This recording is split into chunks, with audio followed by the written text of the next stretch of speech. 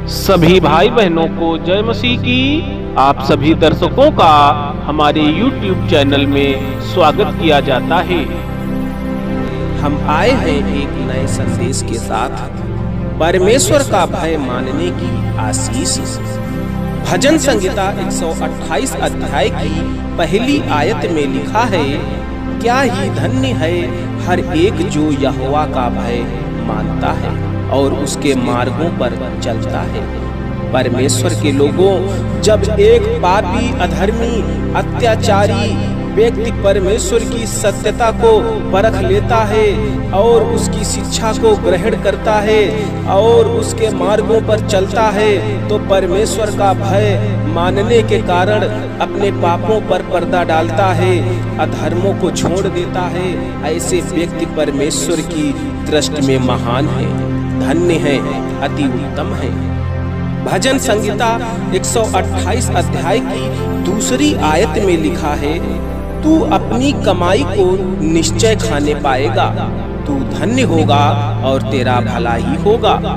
परमेश्वर के प्रियो, जो व्यक्ति परमेश्वर का भय मानते हैं और उसकी शिक्षा को अपनाकर उस पर चलते हैं, तो ऐसे व्यक्ति मेहनत मजदूरी, बिजनेस, व्यापार करके जो धन इकट्ठा करते, कमाई करते हैं, ऐसे लोग अपनी कमाई को स्वयं खाते हैं।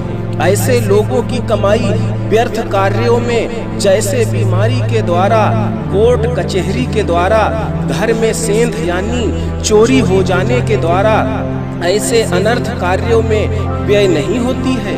ऐसे व्यक्ति का जीवन धन्य होता है और उसका भला ही होता है। परमेश्वर के प्रियो, ये परमेश्वर की आशीष है। भजन संहिता 128 अध्याय की तीसरी आयत में लिखा है, तेरे घर के भीतर तेरी स्त्री फलवंत दाखलता सी होगी, तेरी मेज के चारों ओर तेरे बालक जलपाई के पौधे से होंगे। परमेश्वर के लोगों, जो लोग परमेश्वर का भय मानते हैं, उनकी पत्नी उनके घर में एक फलवंत दाखलता सी होगी। वो हरे भरे वृक्ष के समान होंगी, फलों से भरी हुई टहनियों के समान होंगी, अर्थात वो बाल बच्चों वाली होंगी। उस स्त्री को संतान सुख की प्राप्ति होगी। वो स्त्री बांझ नहीं होगी, वो स्त्री श्रापित नहीं होगी, जो गांव घर परिवार वाले खरी खोटी सुना सुना कर उसका रहना दुश्वार कर दे। ऐसा नहीं, फिर कैसा?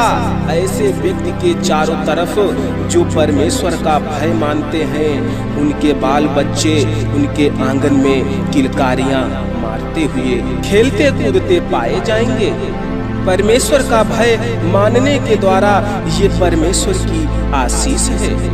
भजन संहिता 128 अध्याय की चौथी आयत में लिखा है, सुन, जो पुरुष यहोवा का भय मानता हो वो ऐसी ही आशीष पाएगा।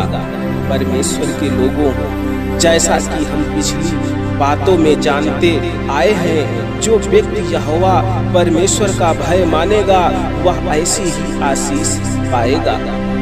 भजन संहिता 128 अध्याय की 5वीं आयत में लिखा है, यहोवा तुझे सियोन से आशीष देवे और तू जीवन भर यरूशलेम का कुशल देखता रहे। भाई और बहनों, जो व्यक्ति परमेश्वर का भय मानते हैं, सर्वशक्तिमान परमेश्वर जो स्वर्गीय सिंहासन पर बैठा है, वो वहां से तुझे आशीष देवे और तू अपने जीवन भर इस संसार में अपने लोगों का कुशल देखता रहे। परमेश्वर के प्रियो, भय मानने के द्वारा ऐसी आशीषें परमेश्वर की ओर से हैं। भजन संहिता 128 अध्याय की 6ठी आयत में लिखा है, वरन तू अपने नाती पोतों को भी देखने पाएगा, इस्राएल को शांति मिले। परमेश्वर के चाहने वालों, जो परमेश्वर का भय मानते हैं, वो व्यक्ति दीर्घ आयु से नवाजे जाएंगे ताकि वो अपने नाती पोतों को भी देखने पाएं, और ऐसे व्यक्तियों को अपने नाती पोतों का सुख प्राप्त होता है। जिसके कान हो वो सुन ले, ये मैं नहीं परमेश्वर का वचन चिल्लाता है। ये आशीषें परमेश्वर का भय मानने के द्वारा परमेश्वर की ओर से हैं। हमें विश्वास है आप इन वचनों के द्वारा आशीषित होंगे। प्रभु इन वचनों को सुने जाने पर आशीष दे, यीशु के नाम से आमीन आमीन आमीन।